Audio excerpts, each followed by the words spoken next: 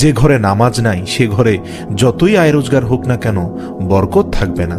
রাসূল পাক সাল্লাল্লাহু আলাইহি ওয়াসাল্লাম বলেছেন, ফজরের নামাজ মানুষের আয় উপার্জনের বরকত দান করে। অন্য আরেকটি হাদিসে আছে 5 ওয়াক্ত নামাজের 5টি ফজিলত। 1, ফজরের নামাজ না পড়লে চেহারার উজ্জ্বলতা নষ্ট হয়ে যাবে। 2, জোহরের নামাজ না পড়লে রুজির বরকত কমে যাবে। 3, আসরের নামাজ না পড়লে শরীরের শক্তি কমে আসবে। মাগরিবের নামাজ না পড়লে সন্তানাদি কোনো উপকারে আসবে না। এশার নামাজ না পড়লে নিদ্রায় পরিতৃপ্তি হবে না। আল্লাহু আকবার। আল্লাহ রাব্বুল আলামিন নামাজের মাধ্যমে আমাদের ঘরের বরকত আনার তৌফিক দান করুক।